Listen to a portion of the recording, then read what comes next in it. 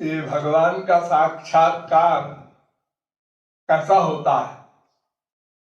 साक्षात्कार माने साक्षात, जैसे हम एक दूसरे से बात करते हैं, एक दूसरे से व्यवहार करते हैं संसार में, ऐसे दर्शन होता है। कोई छाया नहीं दिखाई पड़ती, कोई भावना का विषय नहीं होता।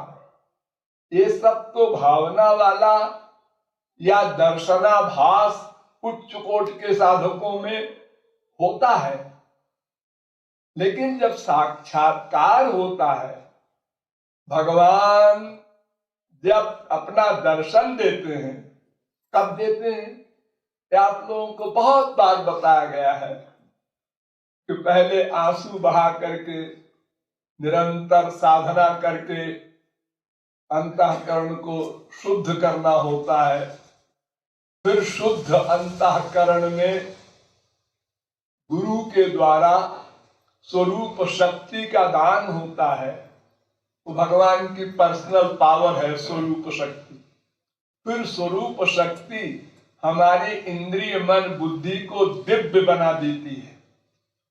जब हमारी इंद्रियां हमारा मन दिव्य हो जाता है, तब दिव्य भगवान का हम दर्शन करते हैं, उनके शब्द सुनते हैं, उनका आलिंगन करते हैं।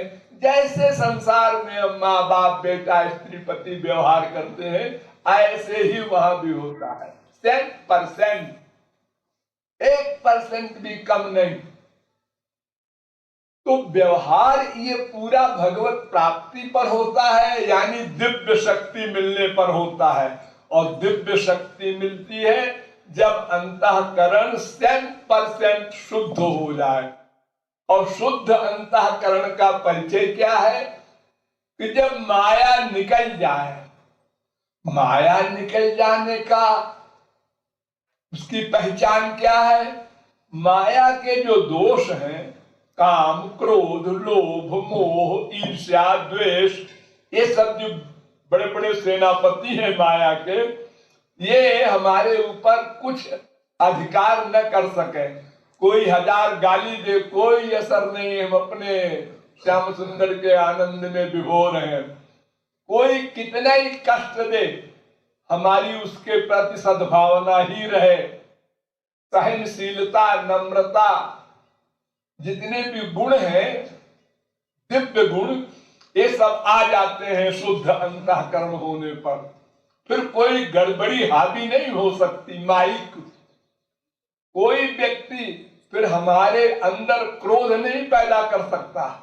कोई भी व्यवहार करे, वो कैसा ही व्यवहार करे, हमारे ऊपर माया के दोषों का प्रभाव नहीं पड़ेगा। ये माइलस्टोन समझो, ये उसका लक्षण है कि हमारा अंतःकरण शुद्ध हो गया, शांत हो गया, कोई टेंशन नहीं, कोई अशांति नहीं, कोई प्रकार की बीमारी दुख की आ ही नहीं सकती। ये ऊंची अवस्था की बात है। अंतःकरण शुद्ध होने में समय लगेगा, क्योंकि हम साधना निरंतर नहीं करते। हम लोग कोई सर्विस कर रहा है, कोई व्यापार कर रहा है, घंटे 2 घंटे 4 घंटे बहुत से बहुत धर लो, हम डेली साधना करते हैं और 20 घंटे मक्कारी करते हैं। मक्कारी माने संसार के एटमॉस्फेयर में रहते हैं, तो लोगों की बातें सुनते हैं, लोगों के गंदे गंदे आइडियाज हमारी खोपड़ी में आते हैं, तो हमारा अंतःकरण जो थोड़ा बहुत शुद्ध होता है 1 2 4 घंटे में, वो फिर लीप पोत बराबर हो जाता है। हमने 10 रुपया कमाया और 15 रुपया खर्चा कर दिया, तो अंतःकरण शुद्धि कैसे होगी? हमारा कपड़ा इतना गंदा है कि उसमें बार बार साबुन लगाओ और शुद्ध पानी में मैल धो दो, फिर साबुन लगाओ, फिर शुद्ध पानी में धो दो, फिर गंदगी में न डुबो कपड़े को, तब साफ होगा। और हम साधना भी करते हैं और संसार में अटैचमेंट भी करते हैं। क्रोध लोभ मोह ईर्ष्या द्वेष, ये सब दोष भी हमारे अंदर आते हैं संसार को देख करके सुन करके। ये गड़बड़ हो जाती है। इसलिए अंतःकरण शुद्धि में समय लगेगा, 1 जन्म लगे, 2 जन्म लगे, 10 जन्म लगे, लेकिन तो इसकी परवाह नहीं। जिस जन्म में हम लगातार लग जाएंगे, 1 सेकंड को गैप ना हो, हर समय वही सोचना, तो जल्दी अंतःकरण शुद्ध हो जाएगा। तब सब नायक दोष अपना अपना बिस्तर बांधकर अंतःकरण से निकल जाएंगे। कोई टेंशन नहीं, किसी प्रकार की कोई भी बीमारी हमारे अंदर पैदा नहीं कर सकता।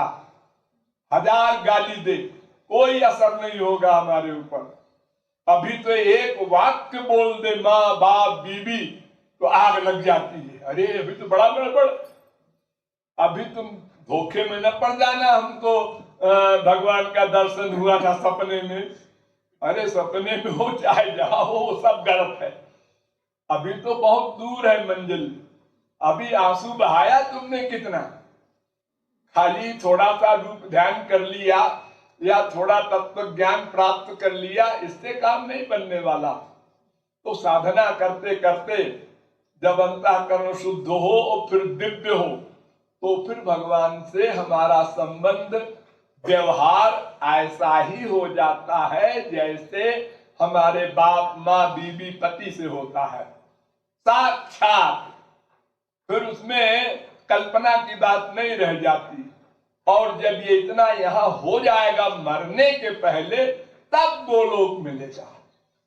तो वहां तो फिर सब शरीर भी दिव्य मिल जाएगा और बात सब ऐसे ही रहेगी, क्योंकि इंद्रिय मन बुद्धि तो दिव्य हो ही गए। सूक्ष्म ये स्थूल शरीर यहाँ जो गंदा है, ये भी जब यहाँ से छूट जाएगा, मर जाएंगे, तो गोलोक में दिव्य चिन्मय शरीर मिल जाएगा और इंद्रिय मन बुद्धि सूक्ष्म जो है वो दिव्य हो ही गए हैं।